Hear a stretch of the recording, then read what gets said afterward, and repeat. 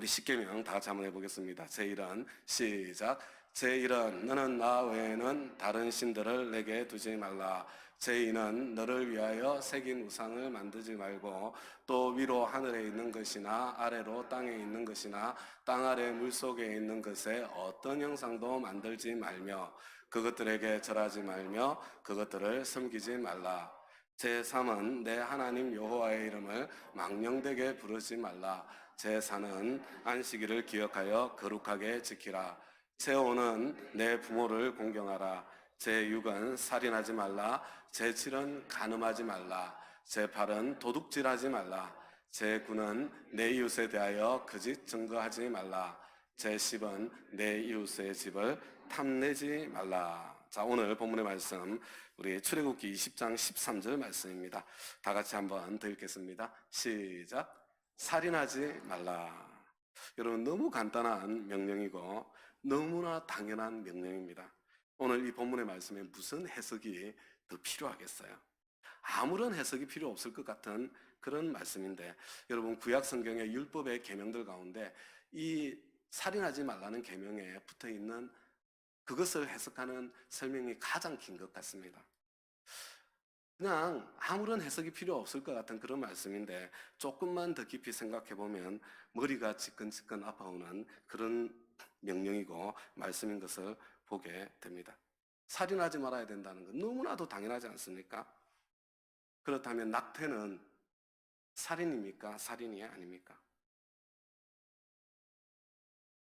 태아는 언제부터 사람이라고 그렇게 부를 수 있을까요?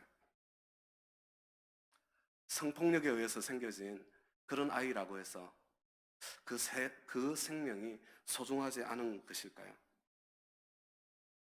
태아를 살리면 엄마가 죽고 엄마를 살리면 태아가 죽는다면 그때는 누구의 생명을 살려야 살인이 되지 않는 걸까요?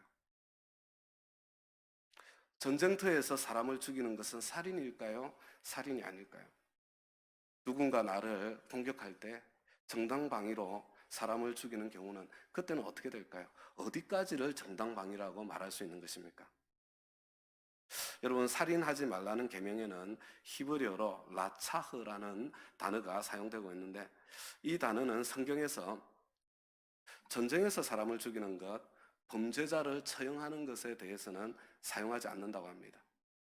그러니까 이 계명은 전쟁이나 사형제도와는 관계가 없다고 할 수 있을 수 있습니다. 그리고 출애굽기 22장 2절과 3절 말씀을 보면 같이 한번 읽어볼까요? 시작. 밤에 도둑이 몰래 들어온 것을 알고서 그를 때려서 죽였을 경우에는 죽인 사람에게 살인죄가 없다. 그러나 해가 뜬 다음에 이런 일이 생기면 그에게 살인죄가 있다. 이렇게 말씀하고 계세요. 정당방위로 사람을 죽이는 경우에는 살인죄에 해당하지 않는다는 그런 뜻이죠. 그러나 그것이 정말로 정당방위인지 아닌지에 대해서는 신중한 판결이 필요하다고 말씀해주고 있는 겁니다. 여러분, 민수기 35장 22절부터 25절에는 또 이런 말씀이 있습니다. 같이 한번 읽어보겠습니다. 시작. 그러나 아무런 원한도 없는 사람을 밀치거나 몰래 숨어 있다가 무엇을 던지거나 한 것이 아니고 잘못 보고 굴린 돌이 사람에게 맞아 그를 죽게 하였으면 그 가해자가 피해자의 원수가 아니고 더욱이 그를 해칠 의사가 전혀 없었던 것이므로 회중은 이러한 규례에 따라서 그 가해자와 피를 보복할 친족 사이를 판단해야 한다. 회중은 그 살인 혐의를 받은 사람이 피를 보복할 피해자의 친족에게서 보복을 당하지 않도록 그 살인 혐의자를 그가 도피한 도피성으로 돌려보내야 한다. 그리고 그는 성직에 임명된 대제사장이 죽을 때까지 거기에 머물러야 한다. 원한이나 혹은 죽이려는 계획을 가지고 죽인 것이 아니라 과실로 실수로 사람을 죽였을 경우에는 살인의 책임을 물을 수 없다는 것입니다. 그러나 피해자가 복수하고 싶어하는 그 마음, 인간의 그 당연한 그 약함, 그것을 하나님께서는 인정해주고 기억해주고 계시고, 그래서 그 인간의 약함 때문에 도피성에 머물러서 생명을 보존할 수 있도록 그렇게 해주고 있는 것을 보게 됩니다. 도피성에 거주하는 것은 자유가 제한되는 거죠. 그래서 한편으로는 무기징역 같은 그런 느낌도 드는 것은 사실이지만 죄에 대한 형벌을 받게 하는 것이라기보다는 그런 사람을 보호해주겠다는 그런 의미가 더 큰 것처럼 보입니다. 신명기 22장 8절에는 이런 말씀도 있습니다. 시작. 당신들은 집을 새로 지을 때에 지붕에 난간을 만들어야 합니다. 그렇게 하면 사람이 떨어져도 그 살인죄를 당신들 집에 지우지 않을 것입니다. 미리 예방할 수 있는데 필요한 조치를 취하지 않아서 사람이 죽게 되면 그것은 살인죄에 해당되는 것이다. 그렇게 또 말씀해주고 있는 말씀입니다. 그러니까 살인하지 말라는 계명은 부주의한 살인과 계획적이고 의도적인 살인에 대해서 하나님께서 책임을 물으시겠다고 말씀하시는 뜻이고, 그 책임은 자기 자신의 생명으로, 목숨으로 갚아야 한다고 말씀해주고 있습니다. 그렇다면 안락사는 살인일까요? 살인이 아닐까요? 자살은 살인일까요? 살인이 아닐까요? 내 생명인데 내 마음대로 못합니까? 내가 더 살고 싶지 않을 때에 내 마음대로 나는 더 살고 싶지 않아요, 그렇게 결정해도 되는 것 아닌가요? 여러분, 이게 간단한 문제가 아니에요. 하나님께서 왜 살인을 금하셨는지, 여러분 하나님이 무슨 이유로 살인하지 말라고 말씀하고 계시는지, 여러분 그 하나님의 그 이유 안에서 저와 여러분이 대답을 찾아야 할 것입니다. 오늘 제가 말씀드리는 것은요, 이것은 간단한 문제가 아니다. 일단 그것을 여러분들 마음속에 받아들이시고요, 성경을 읽을 때마다 이것은 살인과 관련된 말씀이구나, 그리고 그 안에서 하나님의 마음을 찾아보시기 바랍니다. 창세기 9장 4절 6절에 4절에서 6절에 이런 말씀이 있습니다. 다 같이 한번 읽어보겠습니다. 시작. 그러나 고기를 먹을 때에 피가 있는 채로 먹지는 말아라. 피에는 생명이 있다. 생명이 있는 피를 흘리게 하는 자는 내가 반드시 보복하겠다. 그것이 짐승이면 어떤 짐승이든지 그것에도 보복하겠다. 사람이 같은 사람의 피를 흘리게 하면 그에게도 보복하겠다. 사람은 하나님의 형상대로 지음을 받았으니 누구든지 사람을 죽인 자는 죽임을 당할 것이다. 여러분, 이 구절은 정말로 특별한 말씀입니다. 하나님께서 육식을 허용하셨지만 피채 먹는 것은 금지하셨습니다. 피에는 생명이 있기 때문에 생존을 위해서 불가피하게 피를 흘릴 수는 있겠지만, 그러나 그런 상황 속에서도 생명에 대한 존중까지 거두어서는 안 된다는 것입니다. 피를 흘리게 하면 하나님께서 내가 반드시 보복하겠다, 이렇게 말씀하십니다. 왜 하나님께서 보복하십니까? 생명의 주인이 하나님 당신이라는 그런 뜻입니다. 여러분, 생명의 주인이 하나님이시기 때문에 그래서 모든 생명이 소중한 것입니다. 그런데 하나님께서는 인간의 생명은 더 소중하다, 특별히 더 소중하다고 말씀하십니다. 왜요? 하나님 당신의 형상으로 지음받았기 때문에 그렇습니다. 자살은 자기 생명이 자기의 것이라고 생각하는 교만이고 오만입니다. 안락사는 자살의 일종이죠. 자신의 생명의 가치를 자기가 평가하고 결정할 수 있다고 생각하는 교만이고 오만입니다. 내가 더 이상 살 가치가 있을런지 없을런지 어떻게 그것을 내가 결정할 수 있어요? 생명의 주인이신 하나님께서 결정하시는 것이지. 내 생명의 주인은 하나님이시요, 나의 가치는 내가 하는 일에 달리는 것이 아니라 하나님의 형상에 담겨 있습니다. 하나님께서 나를 사랑하셔서 나를 구원하시기 위해서 독생자까지 아낌없이 십자가에 내어주셨습니다. 나는 예수님의 생명만큼이나 소중한 존재, 가치 있는 존재입니다. 지금 내 상태가 어떤 상태에 있든지 그것은 결코 변함이 없습니다. 그러므로 어떤 생명이든지 생명을 가볍게 여기는 것은 하나님의 소유권에 대한 도전입니다. 인간의 생명, 특별히 나 자신의 생명을 가볍게 여기는 것은 하나님의 사랑에 대한 멸시입니다. 오늘 새벽 주님 앞에 서 있는 저와 여러분 가운데는 구체적으로 살인의 죄를 지은 사람이나 또는 살인죄를 짓는 사람은 한 사람도 없을 것이라고 저는 믿습니다.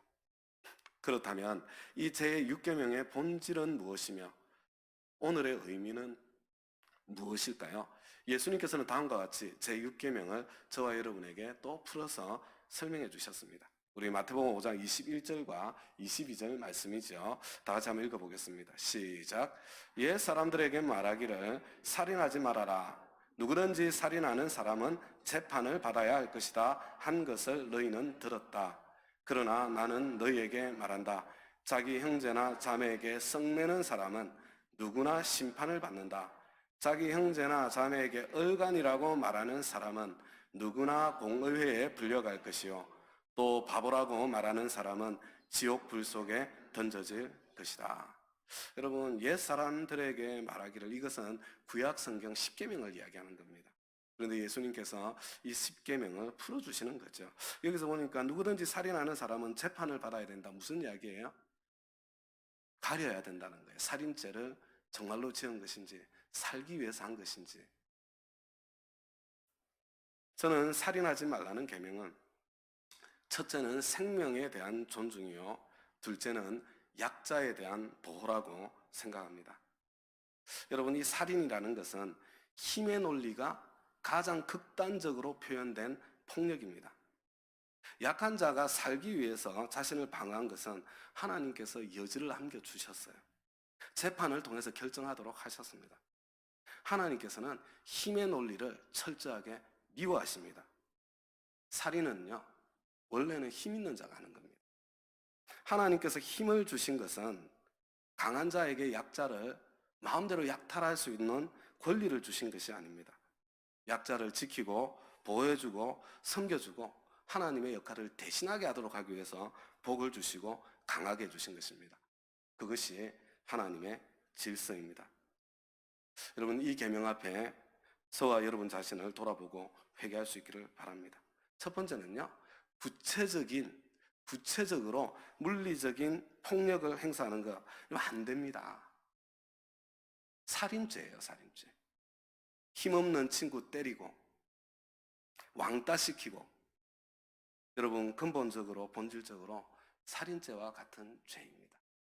내가 힘 좀 세다고, 태권도 배웠다고 여러분 힘없는 친구들 괴롭히면 안 되는 겁니다. 지금 N번방 사건으로 온 나라가 떠들썩합니다. 얼마나 잔인한 폭력인지, 그리고 그 잔인한 폭력에 얼마나 쉽게 가담할 수 있는지, 여러분 그것을 우리가 뼈저리게 느끼고 있습니다. 폭력적인 영상의 소비자로 실제로는 그 폭력에 가담하는 가해자가 되고 있는 것입니다. 폭력적으로 만들어진 성착취물을 소비하는 것은, 포르노를 소비하는 것은 제7계명 간음죄를 지으면서 동시에 제6계명 살인죄까지 함께 짓고 있는 사악한 일이 됩니다. 여러분 가볍게 생각하지 마시고 회개하셔야 됩니다. 둘째로, 구체적인 폭력이 아니라 말의 폭력도, 정서적인 폭력도 예수님께서는 살인이라고 말씀하고 있습니다. 형제에게 썩내는 사람, 분노를 폭발시키는 것, 살인입니다. 여러분, 쉽게 분노를 폭발시키면서 나는 그래도 뒤끝은 없어, 지금 내가 무슨 짓을 하고 있는지 나 자신을 돌아봐야 됩니다. 형제에게 라가를 번역하면 얼간입니다. 얼간이라고 하는 사람, 인격을 모독하는 사람이에요. 살인입니다. 형제에게 바보라고 이 저주의 말을 퍼붓는 겁니다. 욕설하는 겁니다. 여러분, 살인하고 있는 겁니다. 청소년 여러분, 입에 욕을 달고 다니는 경우가 많지요. 친구들이 다 입에 욕을 달고 다니니까 나도 욕설을 달고 다녀야 될 것처럼 보이죠. 지금 예수님 말씀에 의하면 살인죄를 짓고 있다고 말씀하고 계시다는 거, 여러분 기억해야 됩니다. 잊지 말아야 돼요. 세상이 다 그 길을 가도 나는 그 길을 가면 안 되는 겁니다. 집에서 자녀들에게 폭언을 퍼붓는 것, 동생에게 욕설을 하고 폭언을 퍼붓는 것, 배우자에게 폭력을 행사하는 것, 폭언하는 것, 힘으로 제압하고 힘으로 빼앗는 것, 살인일 때가 적지 않습니다. 가까우니 함부로 대할 것이 아니라 더 사랑하며 대해야 됩니다. 여러분, 실제로 폭력이 가장 많이 일어나고 행사되는 곳이 다른 곳이 아니라 우리 집 안이에요. 우리는 한마디 말이 얼마나 사람을 아프게 하고 또 죽음까지 내몰게 하는지 이미 잘 알고 있습니다. 말에는 살리는 힘도 있고 죽이는 힘도 있습니다. 요즘은 비방하는 댓글이 심각한 사회 문제입니다. 악플로 인해서 자살하는 사람, 이중, 삼중으로 고통당하는 사람이 적지 않습니다. 다음 가족 여러분, 익명이다. 내가 누구인지 모른다. 그래서 함부로 악플을 다는 것, 욕설을 글자로 남기는 것, 살인죄에 가담하고 있는 것입니다. 셋째로 우리는 구체적인 물리적인 폭력, 그리고 말의 폭력, 이것을 행사하지 않는 것을 넘어서 여러분, 약자를 배려하고 생명을 살리는 일을 적극적으로 가담하고 거기에 참여해야 되는 것입니다. 성경을 읽다 보면요, 하나님께서는 앞을 보지 못하는 사람 앞에 걸려 넘어질 것을 두는 것도 처벌하시겠다고 말씀하세요. 약자의 약점을 이용해 먹는 것, 약자의 약점으로 괴롭히는 것, 약자의 약점으로 폭리를 취하는 것, 여러분, 이거 다 살인죄예요. 폭력행위입니다. 다음 가족 여러분, 이 세상에 얼마나 폭력이 가득한지, 이 세상에 얼마나 생명에 대한 경시가 가득한지, 이 세상에 얼마나 제6계명 어긴 살인죄가 가득한지, 하나님께서 지금 당장의 세상을 심판하신다 하더라도 여러분, 그 심판이 정당하지 않겠습니까? 지금 우리가 코로나19의 상황을 지나면서 하나님 왜 이러십니까? 이렇게 말할 수 있나요? 하나님 잘못했습니다. 하나님의 백성인 저조차도 살인죄에 가담했습니다. 생명을 무시하고 폭력을 행사하는 사람이 되었습니다. 용서해 주세요, 주님. 여러분, 그렇게 나아가야 정상 아닙니까? 다음 가족 여러분, 모든 계명에는 하나님의 사랑이 담겨 있습니다. 제6계명이 저와 여러분의 향한 사랑의 표현입니다. 왜 그렇습니까? 저와 여러분이 강자라면, 저와 여러분이 가해자는 될지언정 희생자, 피해자는 되지 않을 수 있겠죠. 그러나 저와 여러분은 반드시 약자의 자리에 설 수밖에 없는 그런 존재로 창조되었기 때문입니다. 태어날 때 약자로 태어납니다. 그래서 어쩌면 폭력을 경험하며 성장했을 수도 있습니다. 그리고 세상을 떠날 때도 철저하게 약자가 되어서 세상을 떠나게 되어 있습니다. 지금은 괜찮은 것처럼 보여도 점점 약자가 되어지는 세상을 살게 될 거예요. 저와 여러분이 가장 강할 때조차도 우리에게는 나보다 더 강한 존재가 언제나 도사리고 있습니다. 반드시 약자의 자리에 설 수밖에 없는 저와 여러분을 향한 사랑의 계명이 바로 살인하지 말라는 제6계명입니다. 이제 마지막으로 성경 말씀 한 절만 더 보고 오늘 메시지를, 이 외에도 생각할 게 너무 많은데요, 근데 한 절만 더 읽고 우리 함께 회개하고 기도하는 시간 갖겠습니다. 에스겔 33장 17절에서 19절 우리 다 같이 한 목소리로 읽겠습니다. 시작. 인자야, 내가 너를 이스라엘 족속의 파수꾼으로 세웠으니 너는 내 입의 말을 듣고 나를 대신하여 그들을 깨우치라. 가령 내가 악인에게 말하기를 너는 꼭 죽으리라 할 때에 내가 깨우치지 아니하거나 말로 악인에게 일러서 그의 악한 길을 떠나 생명을 구원하게 하지 아니하면 그 악인은 그의 죄악 중에서 죽으려니와 내가 그의 피값을 내 손에서 찾을 것이고 내가 악인을 깨우치되 그가 그의 악한 마음과 악한 행위에서 돌이키지 아니하면 그는 그의 죄악 중에서 죽으려니와 너는 내 생명을 보존하리라. 다음 가족 여러분, 구원의 복음을 먼저 받은 사람이, 구원의 복음을 맡은 사람이 복음을 전하지 않는다면 그것은 영적인 살인과 같다는 말씀입니다. 나 자신도 확신하지 못해서 복음을 전하지 못한다면 그거야 어떻게 하겠어요? 여러분, 그때는요, 확신이 있는 것처럼 그렇게 하지 마시고요, 하나님 앞에 솔직해지셔야 돼요. 하나님, 저 잘 모르겠어요. 하나님, 저에게 확인해 주세요.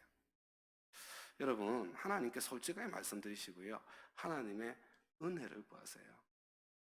우리 주님은 간절히 찾고 찾으면 만나지시는 하나님이세요.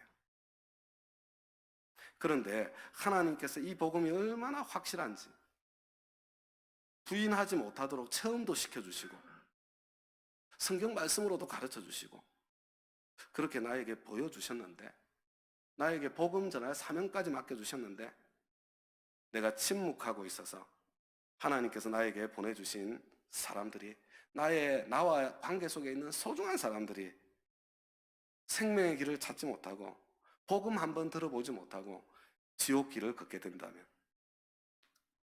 그 핏값을 나에게서 찾으시겠다는 무시무시한 말씀 아닙니까? 오늘 내가 죽는 길을 가도록 내버려 두지 않고 생명의 길을 걷도록 그렇게 복음을 전해 주어야 될 사람이 누구일까요? 여러분, 먼저 기도부터 시작하십시다. 직접 말로 하기 어려우면 예수님 영접 모임까지 데리고 오세요. 이번 주 토요일 오후 4시에 있습니다. 지금 코로나19로 죽는 것은 육신의 생명인데 복음을 못 들으면 영혼의 생명이 죽잖아요. 육신의 생명의 위험을 감수하고라도 저는 예수님 영접 모임만큼은 계속되어야 된다고 그렇게 믿습니다. 그래서 언제든지 시간 약속을 정해서, 요즘은 더 제가 시간적으로 자유로워요. 꼭 예수님 영접 모임이 필요한 사람들 언제든지 잠시 시간 약속을 정해서 예수님 영접 모임을 할 수 있도록 그렇게 여러분들 힘써 주시고 노력해 주시기 바랍니다. 저는 아무리 코로나가 기승을 부려도 세례식은 거행해야 된다고 생각이 들어요. 그만한 가치가 있다고 믿습니다. 오늘 특별히 내가 복음 전하지 않은 죄를, 영적인 생명을 경시한 죄 가운데 특별히 영적인 생명을 경시한 죄를 하나님 앞에 함께 회개할 수 있게 되기 바랍니다. 이제 우리 세 가지 함께 기도하고요, 그리고 개인기도 시간, 가족기도, 개인기도 시간 가질 텐데요. 자, 눈을 한번 감아 보시고요, 오늘 말씀에 비추어 나 자신의 모습을 조근조근 하나님 앞에 인정하며 나아가시면 좋겠습니다. 여러분, 인정하는 것이 회개의 첫 출발입니다. 예, 그렇습니다, 주님. 그렇게 말씀드리는 거예요. 구체적으로 힘을 행사하고 폭력을 행사한 적 없으십니까? 특별히 집에서 그렇게 하지 않았나요? 피 흘리는 죄는 절대로 가담하지 마시기 바랍니다. 하나님께서 반드시 보복하시겠다 하셨습니다. 특히 낙태는 절대로 가벼운 죄가 아닙니다. 신중하고 또 신중하셔야 됩니다. 여러분, 거기까지 가지 않는다고 하더라도 힘없는 자녀를, 배우자를, 동생을, 친구를 때리고 괴롭힌 적 없습니까? 말로, 폭언으로, 무서운 소리로, 짜증으로, 욕설로 괴롭힌 적 없습니까? 비방하는 댓글로, 악플로 괴롭힌 적은 없습니까? 다른 사람의 약점을 이용해 먹은 적 없나요? 그래서 부당한 이익을 취한 적 없습니까? 다 살인죄에 해당합니다. 그래서 저와 여러분에게는 예수님의 십자가가 필요합니다. 그래서 우리 주님께서 불한 주간 그 십자가의 길을 걸으신 것입니다. 그러나 내가 살기 위해서 꿈틀거렸던 것까지 자책하며 괴로워하지는 마세요. 내가 살기 위해서, 꿈틀거리기 위해서 했는데 여러분, 그것까지 괴로워하지 마세요. 우리 주님께서 약자가 살기 위해서 꿈틀거린 것까지 괴롭히려고 계명 주신 거 아닙니다. 우리 주님께서는 내 형편과 사정을 다 알고 계십니다. 우리 하나님은 공정하시고 우리 하나님은 정의로우십니다. 그리고 나에게 그 좋은 십자가 복음을 주셨는데, 그리고 하나님께서 복음 전할 기회까지 주셨는데 내가 입을 꾹 닫고 침묵하지 않았습니까? 우리 이 시간 하나님 앞에 내 자신의 모습을 솔직하게 고백하겠습니다.